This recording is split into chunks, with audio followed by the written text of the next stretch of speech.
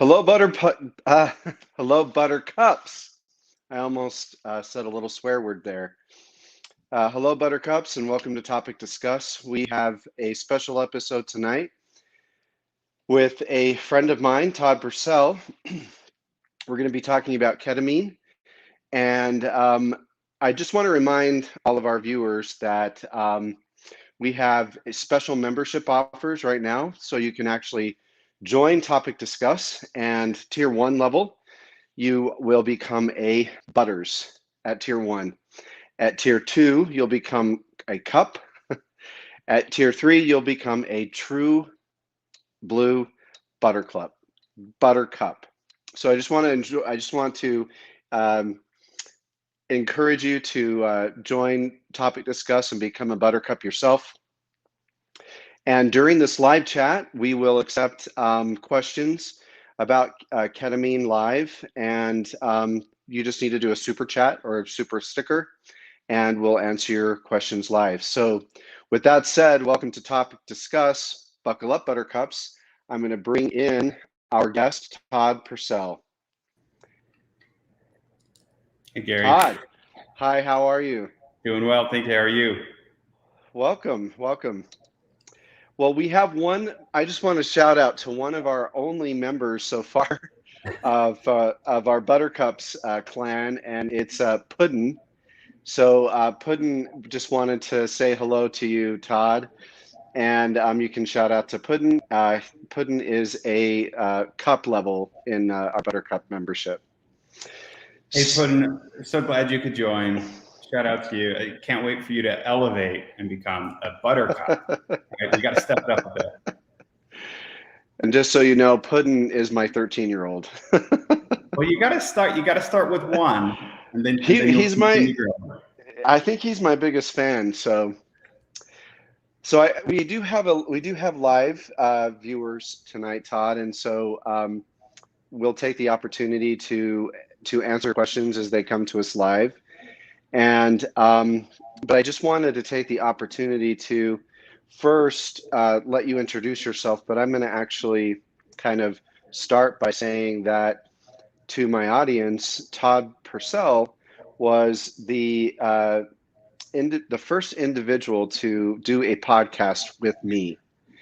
And so Concrete Fundamentalism was a podcast Todd and I kind of tried to test out and it was really during it was in 2020 in the middle of, COVID. We're still in the middle of COVID, but it was also in the middle of the weird Trumpism and the fundamentalist things that we saw. And I was struggling trying to understand what was really going on in society. And so the intent of the podcast was really to try to bridge this divide and understand where people are coming from and critically think. And you were so gracious and did such a great job really helping the audience understand concrete fundamentalism. So you can check out the episode with Todd on the podcast through Spotify, or it's also on our YouTube channel. But Todd, I'll turn the time to you to kind of just tell the audience what you want to say about yourself. Yeah, thank you. Quite the intro. How do I follow up with that? I made my head really big with that intro.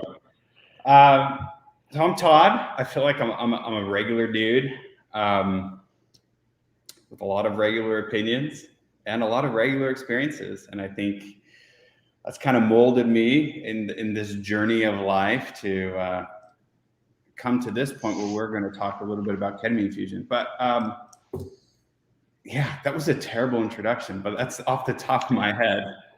That's just fine. We want to make it as easy and safe, as comfortable as we can. And I do know that we have an audience very interested in ketamine, so we can just jump right into it. I'll provide a little bit of a clinical background, and really what the intent of tonight is to hear about your journey, and really I'd like the audience to hear about the true journey that you experienced with it, what led up to it, why you decided to try it, and then what have you experienced afterwards. But from my own clinical background, when I hear ketamine, I think of ketamine as a drug we use for anesthesia. You know, if you take enough ketamine, then I could take your tonsils out and you would never know it. That's kind of how I think about ketamine. But like many drugs that we know about today that maybe we didn't do as many clinical trials on in the past, you can, dosing matters, right? Dosing has a large impact. And so a lower dose of ketamine can have very different effects, which you're going to talk to us about tonight. But just as a note, the first clinical trials for ketamine to be used for patients was actually in the 70s by Yale. So ketamine's, just for the audience to know, it's not new. It's super safe when administered under the supervision of a physician. Street ketamine that you might hear about, or thinking that you can, you know, kind of microdose it yourself, there's a high probability that you'll stop breathing. And so don't try this on your own at home, but use a medical professional.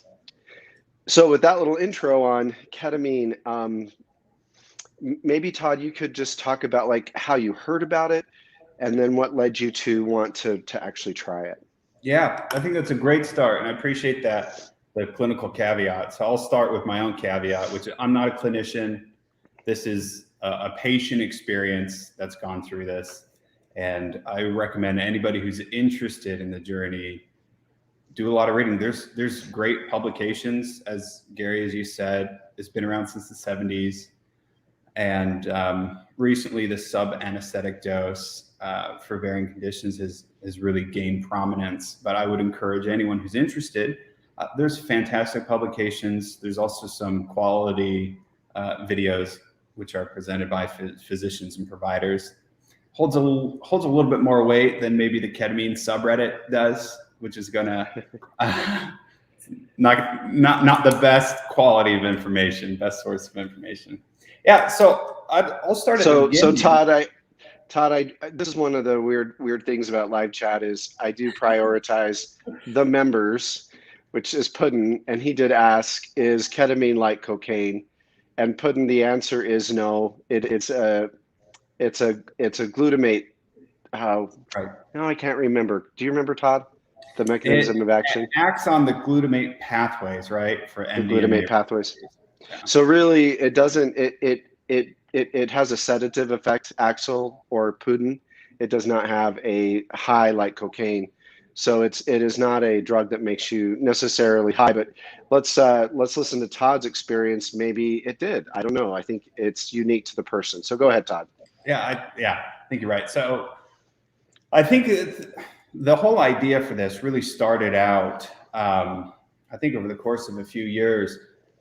I think there's a lot of value in thinking about scenarios, challenges where you're going to process things. And I think meditation can be really helpful when I have like a problem at work that I'm trying to solve a solution for, or I'm trying to like retrospectively figure out like, oh, I reacted poorly in this situation. What can I do to be better at?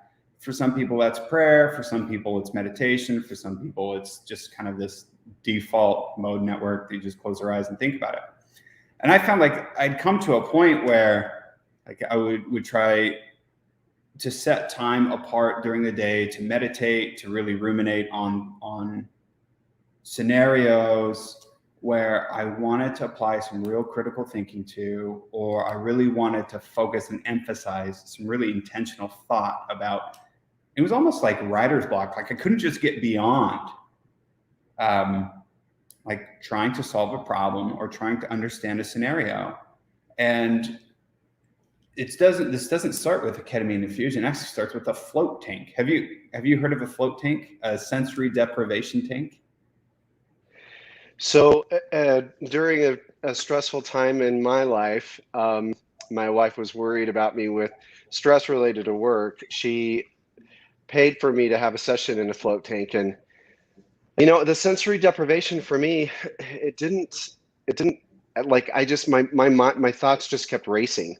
Like I was in water, it was dark and there was some music, but and I was like trapped in a tank, but it didn't stop. I still like was thinking about work and my thoughts were still racing. So, but is that what you mean by Right? Yeah, a it's spot tank? on. And that was a very similar. I had a very similar experience where I watched an episode of Joe Rogan, his podcast, and he interviewed a gentleman who manufactured float tanks, and he talked about the value of sensory deprivation and how in your life, like from the moment you're birthed forward, there's no such thing as sensory deprivation, like unless you have any sort of limitations, right?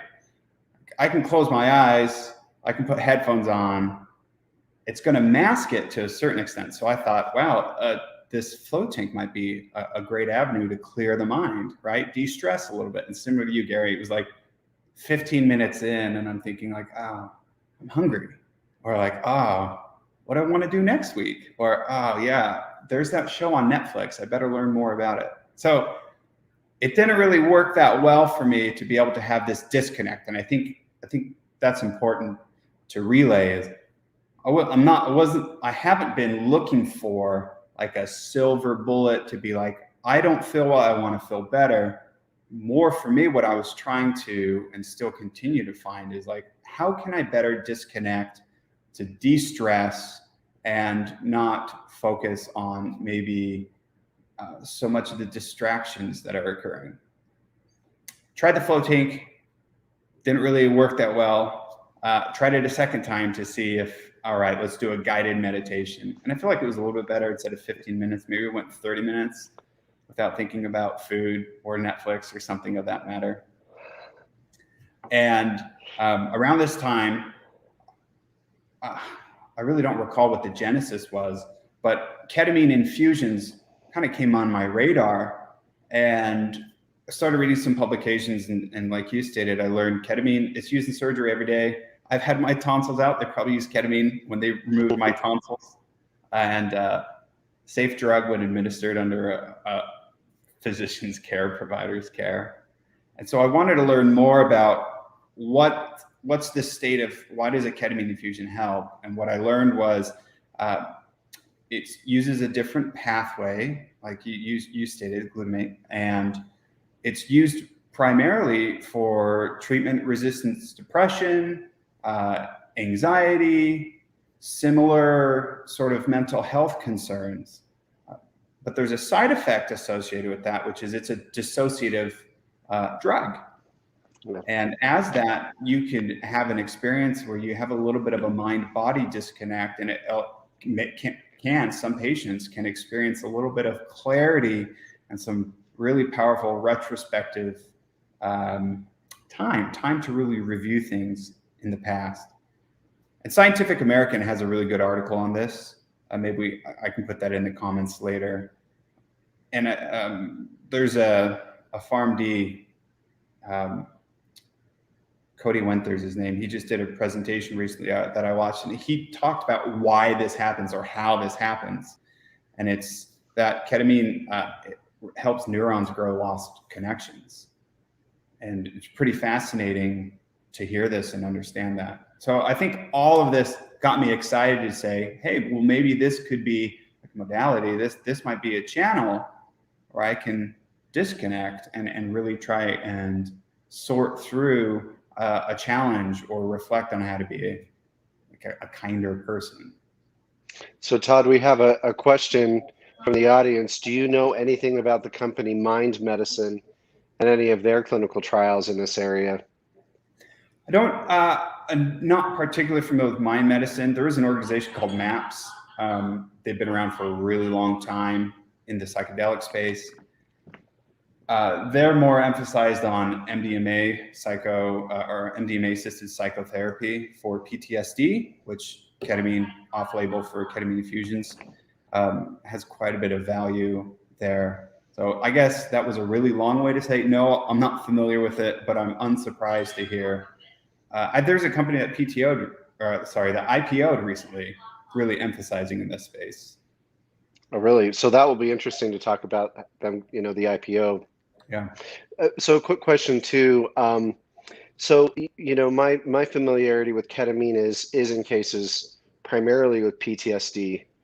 where the typical antidepressants or anti-anxiolytics, Lexapro or citalopram or any number of antidepressants or SSRIs haven't worked, and so that's when you have this kind of untreated depression, and PTSD can be a real struggle, and ketamine infusions have shown really great results in people with PTSD. In your case, it doesn't sound like, and correct me if I'm wrong, that you don't have PTSD necessarily, or you weren't seeking this out because of PTSD or blocked depression, right? Or did you? Yeah, this was I define it as like a self-discovery journey, trying to expand and be a better person. I mean, it sounds really like rose-colored glasses, but I think fundamentally that's what I was trying to do, is figure out, like, I'm where I'm at based on all the decisions I've made in my life had led me to this point. I find that I'm more stressed about work. I find that I'm ungrateful more than I'd want to be. And I find like I can't turn off. So what can I do to help me in this journey to kind of do the opposite of those things that I had just mentioned? And knowing the results of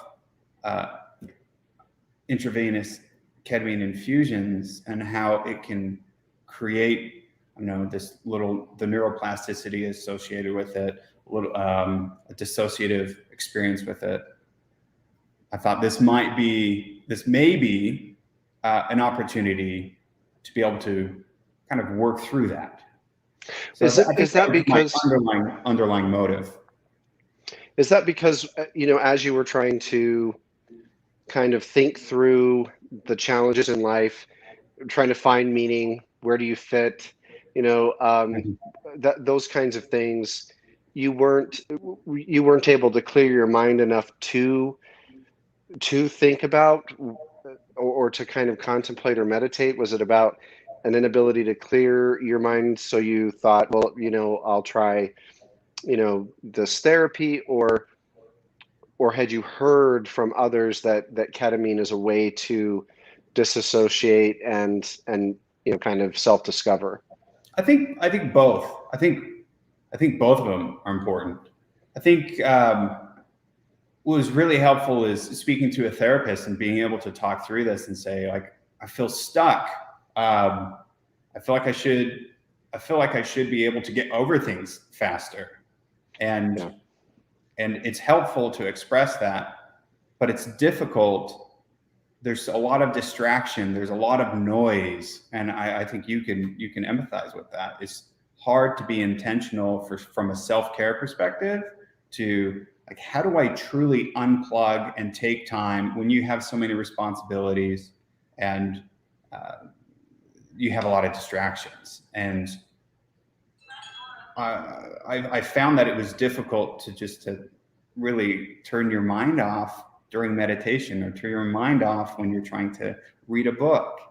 And I wanted to be able to spend more time reflecting. So I thought maybe this is an opportunity within this dedicated, 90-minute time from an infusion perspective. I'll be able to unplug, and I'll be able to turn off, and I'll be able to do have a retrospective experience. So then when you made the decision, what's the experience like? You actually go into a clinic? Right. Yep. Go into a clinic and you meet with the provider. You discuss what your expectations are, what you want. It's like a screen, which I'm grateful for. I think that any sort of clinical experience of this matter, you probably should weed out individuals who are seeking an experience that's not going to match appropriately. So I felt like it was a screening experience, and it's at a clinic. Go into a room, and I feel like, if you can recall the movie Inception, like, you hook the device on your wrist and they start it, and then you kind of like, it felt a little bit like that. And your first time going into it, I don't have a benchmark to compare this to. I feel nervous. What's going to happen? And so you get the IV, they put the saline in, and then they're like, here you go. You want to meet God? Because we're going to push the button. It's going to happen. So I'm curious about, just backing up to the screening. Do you remember the questions you were asked about? I feel like it was probably standard, like, was it the PHQ-9? A lot associated with treatment-resistant depression. I feel like that's where the emphasis is. But there's definitely a sub-theme of, look, in this experience, we find that people are able to kind of break apart scenarios, revisit that, and sometimes, whether it's PTSD, as you had indicated, like they're able to resolve these issues. So moving forward, you're not either carrying the trauma with you, or you're not carrying the guilt with you, or you're able to get a new perspective. And I think that's going way ahead here. I think if we want to talk about the end result, it's the gift of perspective. That was, I see, hands down, that was the benefit of going through this entire process. So during the screen, that's really what it was. And then, of course, it's clinical. So what medications are you taking? Make sure there's no contraindicators. Get a baseline for your vitals. And then safety. Right. Safety. So that you said something interesting too. It helps you to break apart scenarios so that you can gain perspective and maybe make some different decisions or process something differently. So did you approach the, did you go into the therapy or with questions or with specific scenarios you wanted to work through? Yeah. Or were you just going to be kind of, I'm going to find God? Yeah. Maybe they're both one and the same. What I wanted to do specifically was, I felt like I had become like Scrooge McDuck. I felt like I had just become cranky more often than not. And I don't think it's outwardly obvious, but internally, I wanted to be able to understand, like, what can I do to be more grateful? What can I do to be more helpful? And I feel like just saying those words feels a little silly, because I know what I need to do to be more grateful. It's like, have more gratitude. Or what do you need to do to be more helpful? Try being less selfish. But I think in practice, it can get to a point where it's pretty monotonous and it becomes difficult to do these things. So I specifically was seeking an experience where I could dissociate and really reflect on, like, am I happy? What can I do to feel more liberated is the wrong term. What can I do to feel more satisfied? And then what can I do moving forward to put it into practice? So that was like the specific challenge that I went into this series of sessions with. Did you know that you needed to go there with intentionality like that? No, and I don't think it's required per se. That was just an element of what I had come to, like my state of being. So then you get into the clinic. They actually start an IV. Yep. So there's a needle in your arm. You feel the saline going through. How do you feel at that?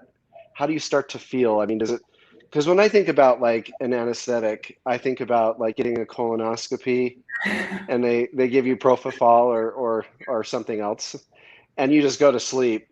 Did you go to sleep, or did you and then wake up in a different state? Or I'll just let you walk us through what you experienced. Yeah, I did not fall asleep. So it's a sub-anesthetic dose. Falling asleep probably isn't the best way to stay conscious as you go through the journey. I feel like the beginning is very similar. If you've been to the dentist or endodontist and they give you nitrous oxide, that's the sensation when it starts. And so they push it through either through a bolus or they have a syringe pump. I've had both. And if it's a bolus, It's like and then all of a sudden it hits you, and it's like riding a rocket for a little bit, and then you kind of ease off on the curve. So I feel like you got through multiple stages. Off the top of my head, some of the really memorable experiences that I can recollect, and this is going back quite a while, is I have a physical sensation. So when it's pushed, I feel like I can hear it. I can hear as it starts to, work through the system. And then I start to sink. Like I just really start to sink into the recliner. And then you start to get a little bit of a dissociation where it's like an out-of-body experience. It's like watching a really old, like unsolved mystery, and then they show like the camera, like a third party in the room looking down at the body. There was some out-of-body experience associated with that. Is that scary? Does that feel?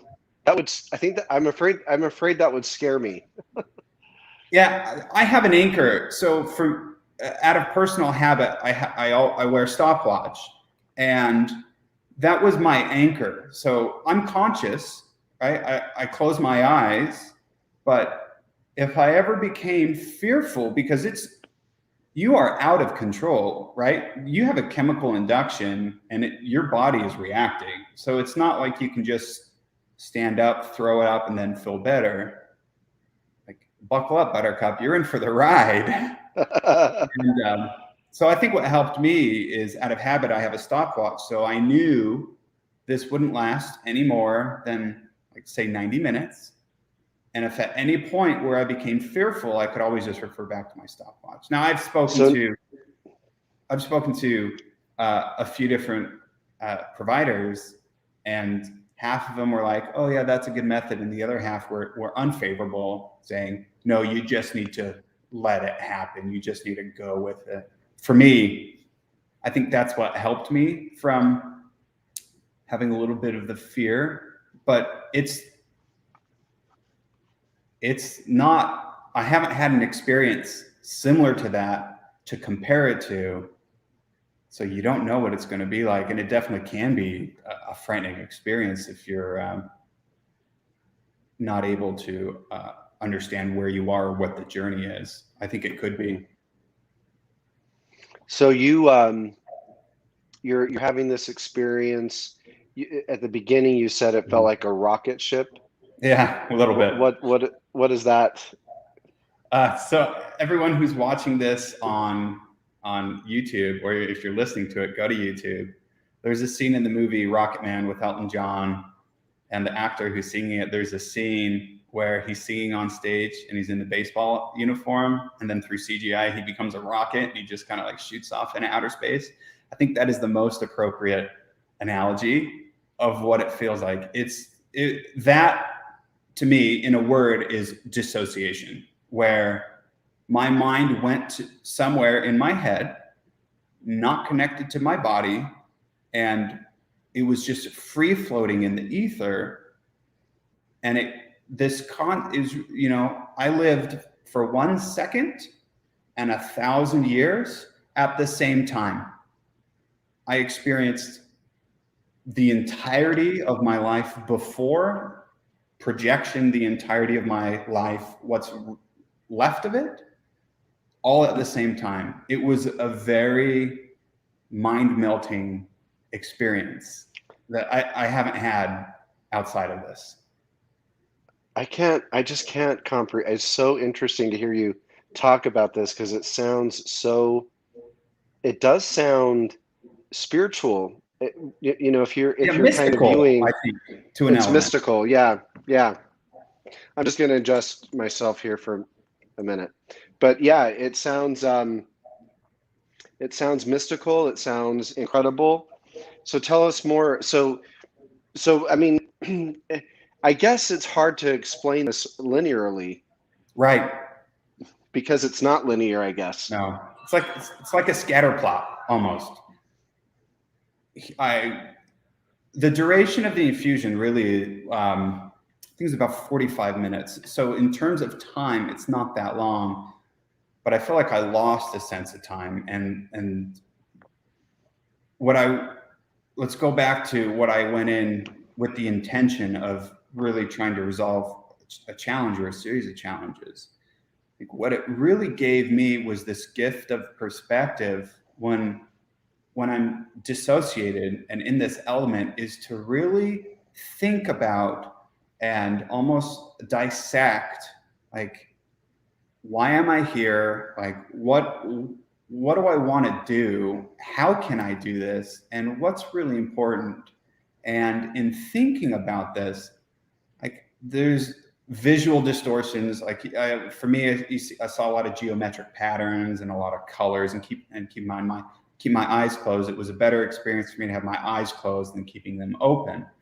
But I felt like I could really just put a lot of thought into, like, wow, I really love my wife. I really love my kids.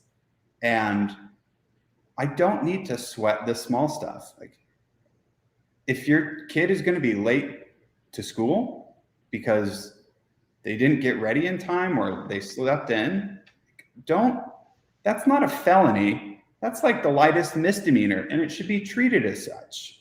Like, there's this scale of what you should be frustrated and what you should be upset with.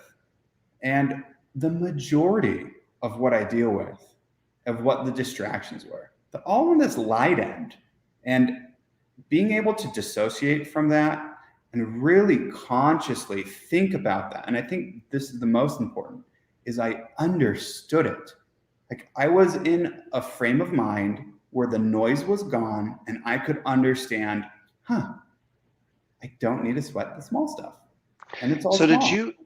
did you take yourself to that Yes. realization, Yeah. or were you feeling euphoric? Because the reason I ask is, I've seen some clinical trials done on real patients with LSD, but not microdosing, but like full on LSD in a clinical setting. And there is a period of time during that experience that they feel tremendous euphoria and just this love for the world. Like, I love everybody. And so there's this euphoria. I'm just, when I hear you talking about your wife, your kids, and was that euphoric induced, or you brought yourself there through this experience?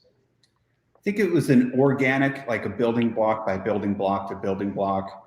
First, you're put in this environment and it's like waking up from anesthesia. You have to think, like, where am I? What happened? Like, there's an element to that. Clearly you're taking an anesthetic drug, or it's being delivered to you.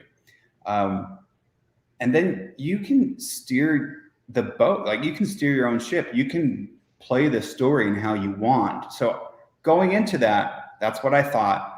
But it's definitely not like as soon as it kicked in, I was like, this is where I want to go. It led to that. It was like you're floating down the river and you're going through this and you're thinking about things, and then like you see a shape and you're like, oh, this is a shiny object. Maybe this is what I want to spend time thinking about. But I ended there. And I think that was that was very pivotal for me to know that, like, you control it, or I was able to. So you're asking yourself questions, I assume, like, why do I get irritable over a small thing, maybe? And so that journey allows you to explore maybe the why, and is it really important? It sounds like you're saying. And in that moment where you're having these thoughts, you're disassociated, but what are the feelings you're feeling? Like, is it just disassociation and I'm disconnected from my body, I'm having an out of body experience? Or do you feel euphoria or panic, or are there any feelings in the process? Yeah. I think it's probably like the stages of grief. I felt them all. I felt all the feelings that you had expressed. Wow. I never felt unsafe. So there's either an RN, an APP, or the physician who was in the room with me at all times. I'm connected to vitals. It's always being checked. So I never felt unsafe. So that was never a concern. there were times of euphoria, but the overall experience, it wasn't that euphoric to me. It was a lot more reflective. And there were times of fear where you go to the abyss, like you don't know, you just go to black, and you're like, I remember there was one moment where I'm seeing fractals, geometric patterns, a lot of colors, and then everything goes to black. And it feels like Space Mountain with your eyes closed. You can see all the lights zooming by, and then it just goes to black, and you're like, oh, is this death? Is this what it's like? The absence of being, is this what it's like? And instead of being fearful of that, it's like, well, I'm safe. Like, I know I'm being monitored. There's someone here. So I think I should open that window and explore it. And it's frightening, but you get there and you're like, oh, like, this is death. It's not that big of a deal. So it's truly a journey. Yeah, true journey. I felt like prior to this experience, I had an aerial view of 5,000 feet. And I could see what's in front of me, behind me, left and right at 5,000 feet, which is a great vantage point. After the journey, I had a 15,000 foot view. I could see back better, which helped inform better decisions moving forward. I had greater perspective to the left and to the right. But it wasn't like just a one flip, and it wasn't like this infusion made me into a better person, right? The intent was, I want to be able to really think and process and go through something where I can really dedicate some of the mind power in trying to improve behavior or improve situational awareness. So I'm just going to pause for a second, Todd, because I got a question in the chat about where did Puddin go, and I think I meant to post one of Puddin's comments, and I think I accidentally blocked him. So if Puddin left, he can come back, or if someone can go tell Puddin he's welcome back. It was sorry about that, Puddin. So Puddin. So why 90 minutes? That's what the protocol that was followed. Does it last for 90 minutes? Is that why? Or are you given? The infusion is about 45 minutes, 35 to 45 minutes. And then you need a recovery time, because once the ketamine has been, welcome back, Puddin. I'm glad you're still here. Right? It's not like it's done and then you come back and you're ready to jump and dance and do everything. There's still, like, I felt a little bit of a wet blanket, a little bit of disorientation. So you need a little bit of time to recover in the chair. Okay. So then you go home. Yep. And so you have this this journey. When you talk about this journey, I mean, I'm such a nerd. It sounds like you're with Yoda, and he's having you go face Darth Vader in the dark cave, and kind of come to this epiphany. So it sounds very cool. So you have this journey. You self-reflect. You learn many things about yourself. And do you leave feeling differently, like less irritable, or just you have the mind capacity, or I guess the fortitude to work through the moments of irritability? Like, when I say irritability, I mean like the small stuff that was kind of getting at you before. Well, I think because that doesn't go away. It doesn't just disappear, right? Right. And it's not like a light switch. It's not like you get this and now, I feel better. I think if we want to go back to how ketamine is being used therapeutically to treat treatment-resistant depression, PTSD, suicidal ideation, and how it's working through a different pathway than, say, like SSRIs or SNRIs, like, there's going to be a lasting impression, like, for a period of time post-infusion, where neural connections have been made or are being made So it's not euphoric, but it's like the absence of what had bothered you, right? Or the absence of underlying issues has been tampered. So I feel like I don't know if it's pharmacokinetic or pharmacodynamics. Sorry for any PharmDs who are watching, but the drug, the therapy is going to make physical changes. And I think that's an important aspect. It's not just a gift of perspective. You're getting a little bit of a boost here physically, but it's not all. It only goes a certain way. And then I can remember, it's like touching a hot stove, right? Like instead of getting irritated at like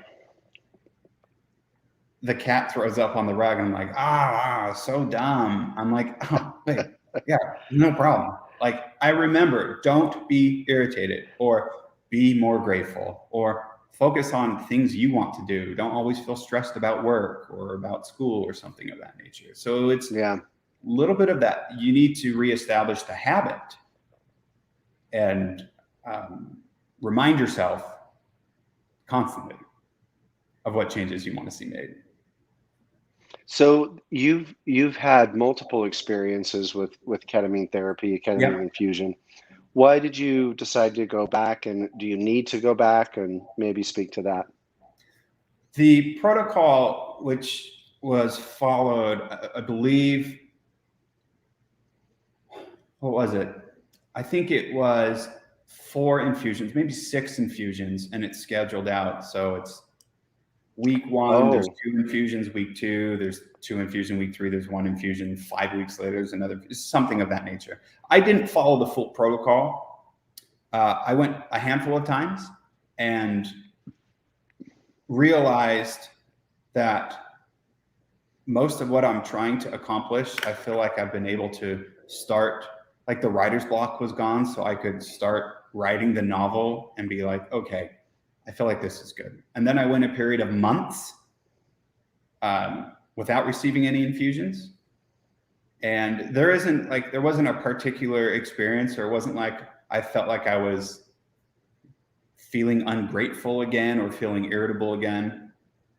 I think more than anything, it was just an interest of, I wonder if it will do anything different this time. Now that I have a baseline expectation of what the experience is, how different will it be now that there's been such a significant amount of time that has passed? And that was the worst experience that I had the last time, having gone so much. And I think that was, there was the fear and the uncertainty that was experienced probably through in that infusion. And I think particularly it was because the dose, because it was a higher dose. You try to titrate to make sure it's, it's weight based. So it's 5 milligram, 0.5 milligrams per kilogram, I believe. Yeah. And that's gonna differ. 0.5 milligram. There's protocols written. There's also protocols written for 1 milligram, and then some inpatient, some BMed places will push 1.5. So I feel like there is quite a bit of range depending on the intent. Why would they increase it for you? Sometimes I wonder if it's because regular use, you can build up some tolerance. Is that why they titrated it up, or is that just part of the protocol?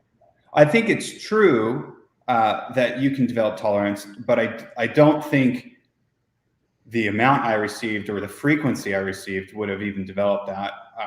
I think more than anything, it was, let's see if we get a different experience. Let's see if it's a more satisfying experience with a higher dose.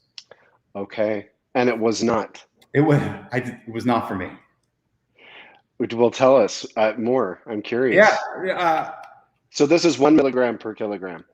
Yeah. This was 1 milligram per kilo. And the beginning half was as I expected. A lot of my memories, a lot of my mind movies play out in analogies to actual movies that I watch. If you've seen the Pixar movie Soul, It's about souls and what happens before these souls come and inhabit bodies in the earth, and then kind of this whole process, entertaining film. But there's a scene in Soul where all the souls are in the cosmos, like staring down at Earth, and it's the blue marble and it's all black. And I came to that point, but I never went to Earth. I just kind of like floated off in the black. And then you get a little bit of fear because it's a little uncontrolled, and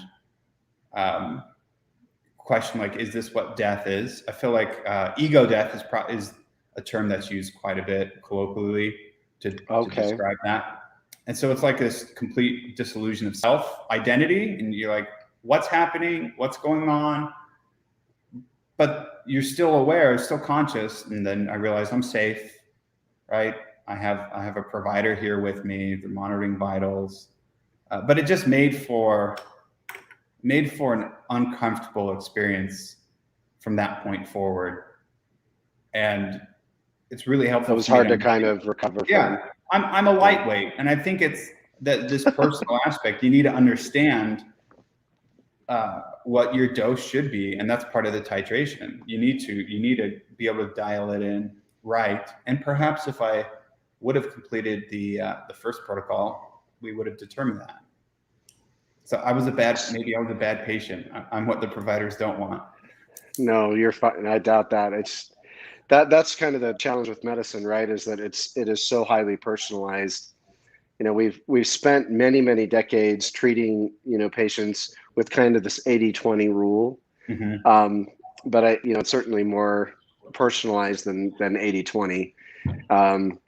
So did that experience, because you had a bad experience, does that turn you off from wanting to go back? No, it does not dissuade me. Because you know what 0.5 or half milligram will do. Right. Yeah. Right. Because I understand. I think if you're able to go through the scenario and understand at what dose, at what frequency, and kind of the distance between sessions.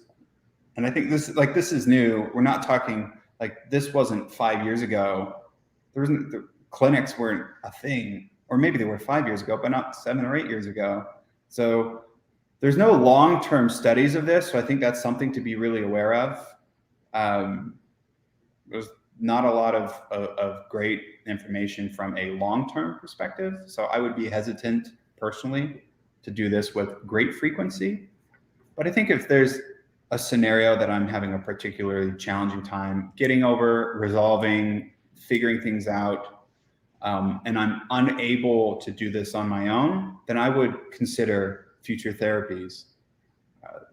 I don't want to have to rely on something to get me to the place. So it's a little bit of a balance.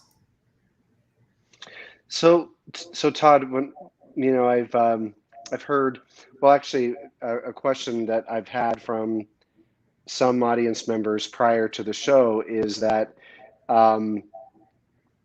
it is somewhat spiritual, or people will say it's a journey to find God. And I have a curiosity about that as well. And were there religious iconography that you connected with, or was it more ethereal and shapes and fractals and just kind of visual? Or can you speak to any kind of religious iconography that might have been part of it?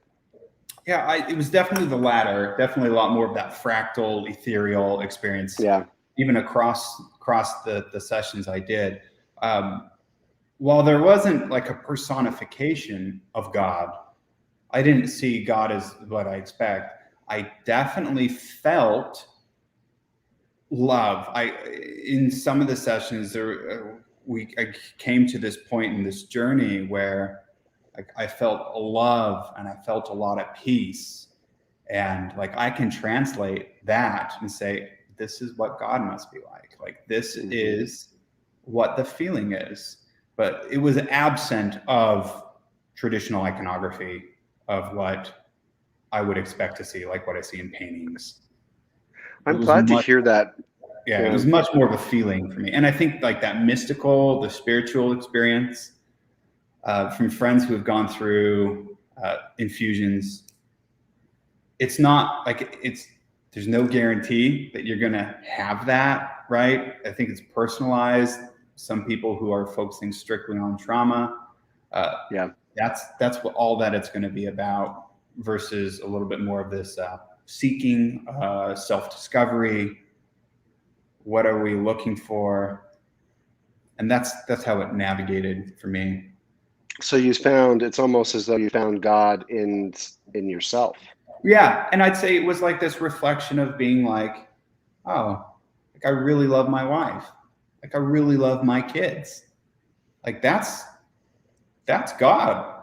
Like that's where I want to be. And that's the experience that I want to have. More so than traditional iconography. Yeah.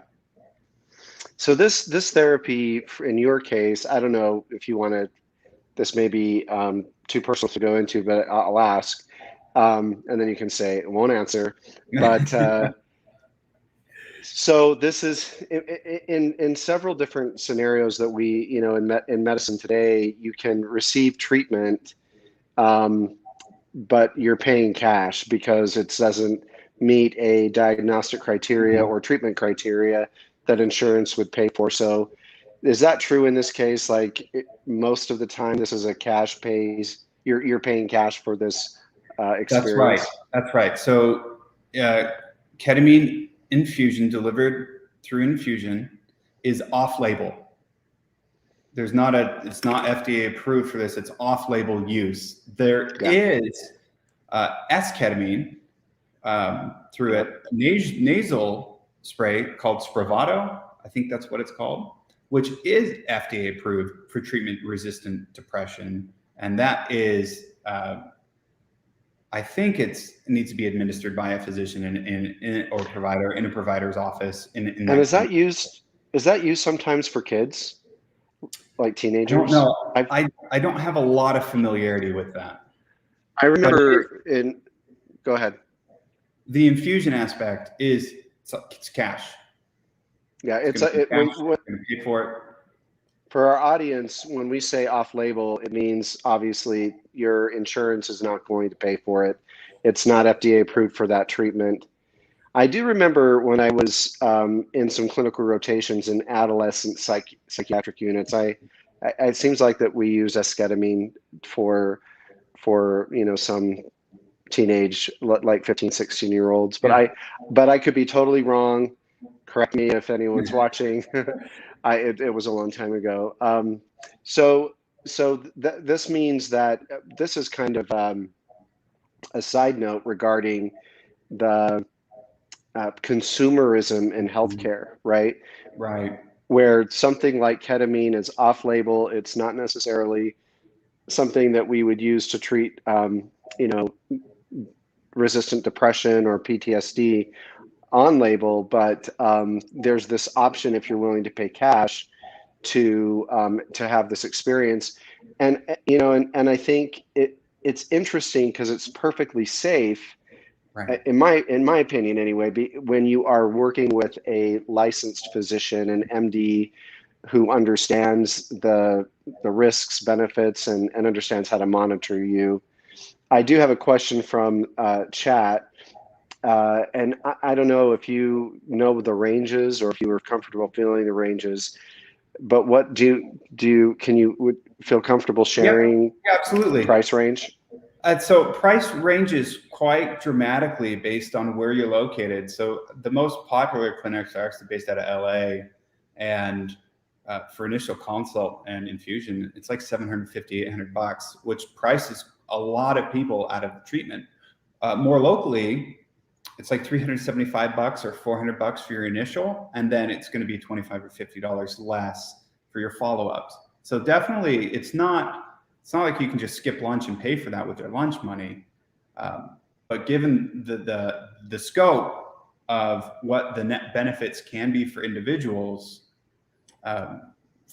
$400 a treatment. Maybe that's the difference between extending life for an individual with suicidal ideation, which is far better than going to BMed and having a 72-hour hold or something of that nature. So for those that are interested, it sounds like a range of about $300 to $400 per infusion in some areas. If you're in larger cities like LA, it's certainly going to be more. But that really, again, goes back to like this consumerism concept Yes. where, somebody, maybe they want to spend $400, gambling in Mesquite, or they want to spend $400, finding God within themselves. Yeah. Right.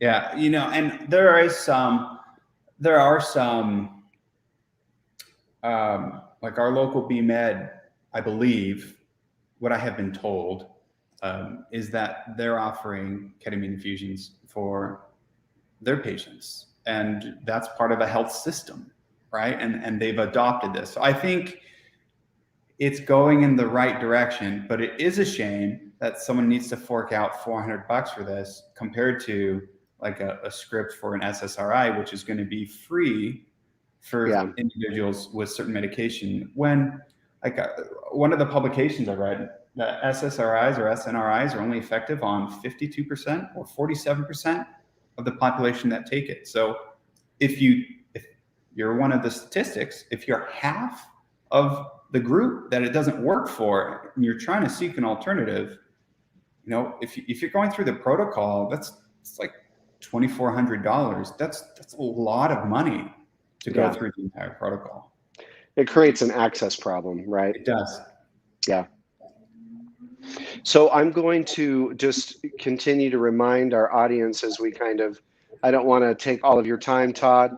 We're coming up on an hour. I want to just ask the audience if there are any other questions. Feel free to ask. This is the time. And as we wrap up, Todd, so be bringing questions in. And then Todd, is there anything else that you would want to share? You and I've talked about this for a few weeks, so you've had some time to think about what you want to share. And I want to make sure you feel like you've had the full opportunity to share everything you've wanted to say about the experience. Yeah, I think you've allowed me a lot of latitude to review what my experiences have been, and I'd encourage anyone who's interested to spend some time reviewing, researching. As I said, there's a lot of good information available. There's some great books. Some of my favorites that I read prior to this experience were like Mindset by Carol Dweck, which has nothing to do with clinical therapies, but it has everything to do with changing your mindset. How to Change Your Mind by Michael Pollan was also a really great book to read. And the experience for me, when you are going through the infusion, kind of like your real life becomes a memory. And then when you come out of the infusion, the experience you had during the infusion becomes a memory. But the feelings you have can last and can be really impactful. So that's interesting how you said that during the experience, your life before the infusion becomes a memory. Yes.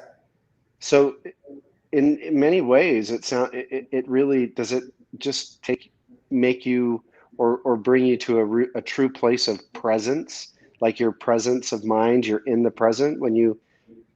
When I hear you say your past becomes a memory, that's very therapeutic. Yes, it can be. And it goes back to that sentiment where I lived 1 second and 1,000 years at the same time, because time is no longer constraining. I'm no longer worried of running against the clock, and just don't worry or feel upset about it.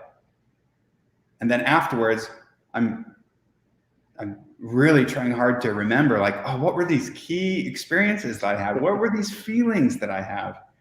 So if you journal, if you write down, or you can record or speak with someone you trust to be able to record or write down a post experience soon after it happens, I found that's been helpful for me to reflect back and say, oh yes, this was the particular experience that I can remember. And oh, this was helpful. So one thing that Todd and I will commit to do is to make sure these book recommendations, we'll put them in the description when we're done. We'll also put links out to websites. And so Todd, I'll rely on you to email me or text me the book recommendations and other things so we can put it in the description when we're done with the show tonight. But We'll make sure that people can do follow-up reading. Yeah. Are there any other questions? Yeah. Any other questions from the audience? I'm just kind of looking through. I have comments, but not questions, but we can just say thank you for sharing. Very interesting and informative. Yes, I agree. I think this was one of our, I think, more kind of self-help oriented episodes, right, which I think is really, really helpful.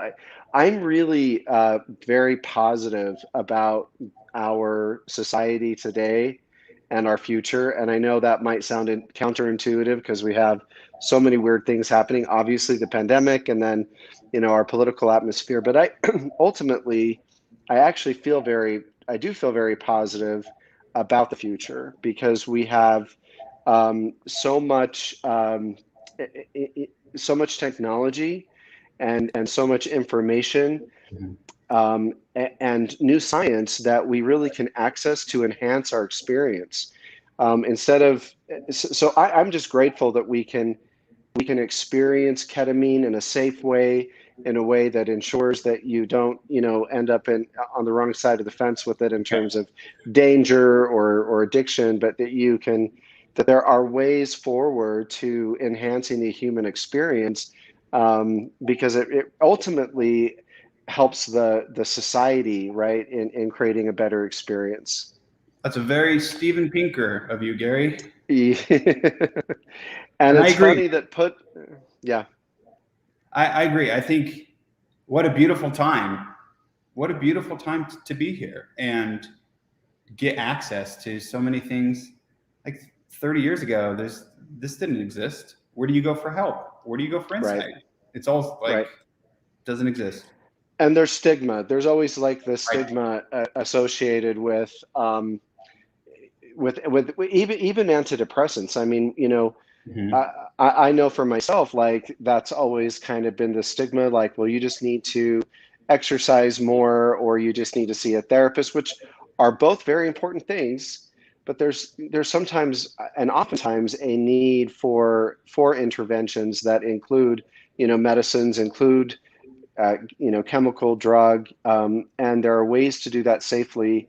One of the things, the reason I keep bringing up safely is because what I also worry about is a tendency to, kind of experiment outside of the scientific knowledge that we have, right? And so that can be, something like essential oils or ivermectin or vaping hydrogen peroxide to kill a virus. Do you know what I'm saying? Yeah. So no, I just don't go steal veterinary grade ketamine, boil it down, and then smoke it. Right.